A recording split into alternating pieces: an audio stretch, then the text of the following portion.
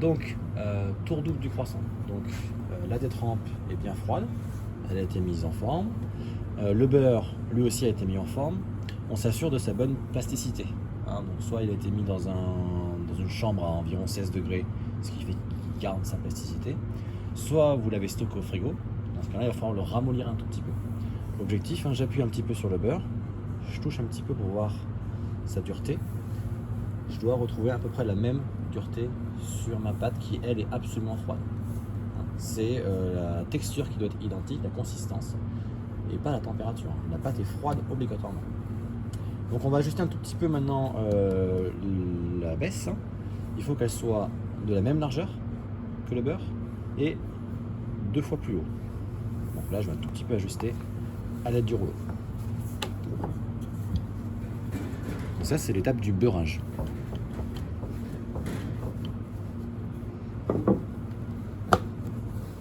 Donc là, je regarde. J'ai la même largeur, parfait. Je vais ajuster un tout petit peu ma hauteur, histoire d'avoir 2 fois la hauteur.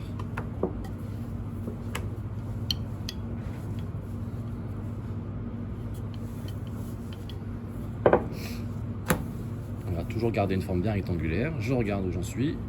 La largeur est toujours bonne. La hauteur, j'ai 2 fois la hauteur pile poil. Donc là, c'est bon, je peux faire le tourage. Le beurrage, pardon. Je dispose mon beurre en plein milieu de mon pâton. J'ai besoin d'un peu de retour.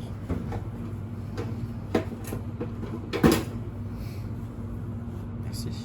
Donc, alors, plusieurs façons de faire. Hein. Moi, ce que j'aime bien faire, c'est couper un ras ici. Et ici, pareil. Je rabats. Côté droit sur l'extérieur.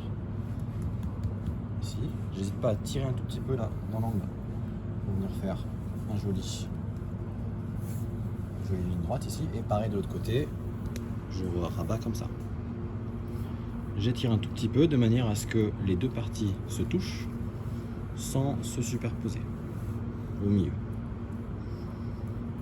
Je fais une belle soudure. Bien au milieu aussi, pas hésiter à tirer un tout petit peu. Là, de cette façon, du coup, le beurrage est bien fait parce que j'ai du beurre au bord des 4 côtés. L'épaisseur beurre-pâte est identique. Hein. Les 3 épaisseurs sont assez proches. Ça, c'est important. Donc, le beurrage est terminé. Je mets le pâton bien dans ce sens-là. On la soudure comme ça dans le sens de la hauteur. Et je vais maintenant allonger le pâton de toute la hauteur du plan de travail. Donc, je peux effleurer un tout petit peu.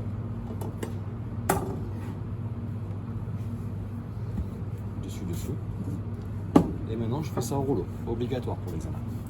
Je vais venir bloquer un tout petit peu mon beurre et coller les différentes épaisseurs en donnant des coups de rouleau, en appuyant comme ça. J'appuie, je tourne un tout petit peu. Ça me permet de gagner de la longueur assez facilement déjà et de coller les couches entre elles. Attention, il ne faut jamais que ça colle au plan de travail. J'aurais pas besoin de rajouter de la farine, par contre, il ne faut vraiment pas que ça colle. Donc je donne des coups de rouleau comme ça.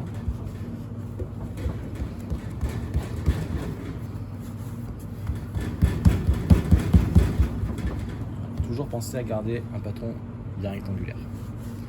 Voilà, une fois que je suis là, je peux avancer le pâton vers moi. Je pars du milieu et je vais donner des coups de rouleau comme ça vers le haut, en maîtrisant ma force pour avoir une bonne régularité. Et après, je le remonte, je repars du milieu et je vais vers le bas. Ce qu'il faut surtout pas faire, c'est partir du bas, comme ça tout le long. Toujours vous partez du milieu, vous allongez le haut. Vous repartez du milieu, vous allongez le bas. Vous pouvez le faire tomber légèrement même pour que votre pâton soit plus proche. Tac. J'ai fait le haut. Je fais le bas bien jusqu'au bout. Je peux le retourner. L'important c'est de maîtriser la force du rouleau pour pas que ça parte trop de travers ici. Donc là, voilà, je suis presque, encore un tout petit peu. Vous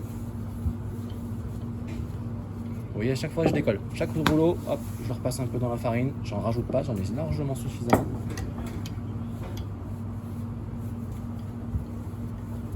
Je pas du milieu, j'allonge. Tac, là je suis presque. Un dernier coup.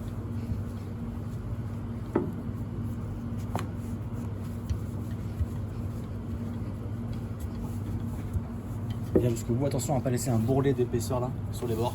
Parfois on oublie, on s'arrête un tout petit peu avant. On s'arrête ici parfois. Il faut bien aller jusqu'au bout. Voilà, en maintenant la pression. Voilà, ça y est.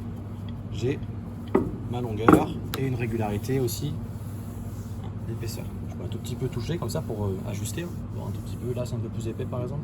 Je remets un petit coup de rouleau pour compenser. Voilà, donc maintenant on va commencer mon pliage du tour double. Coup de balayette déjà pour enlever la farine que j'ai pu mettre. Donc plusieurs façons de faire, ma façon c'est celle-ci. Je vais d'abord repérer le milieu, simplement en repliant en deux. Je plie ici, juste pour marquer le milieu. Et on va venir rabattre le bas juste au niveau de la ligne du milieu. Et le haut pareil, au bord. Tac, ici comme ça on a des couches de beurre en continu, tout le long du pâteau. Je tire un tout petit peu ici si ça ne colle pas. Voilà. Après on va juste donner un petit coup de rouleau pour vraiment coller les feuilles ensemble, les feuillets. Voilà. C'est vraiment juste pour bien coller les feuilles entre eux. Et le tour double se termine en repliant l'ensemble. Tac, bien au milieu. Comme ça. Ça vous permet de donner 1, 2, 3, 4 couches. Alors là maintenant le tour double est terminé. Soit vous avez été assez rapide, vous pouvez enchaîner avec le tour simple en le positionnant bien. Le livre face à vous, hein. Vous avez un livre. Le livre face à vous, donc les soudures face à vous. Et là, on pourrait commencer le tour simple. Ou alors, le pâton s'est réchauffé un tout petit peu. C'est ce que je vais faire là. Je vais le remettre au frigo, le temps de faire le tour double sur mes autres pâtons.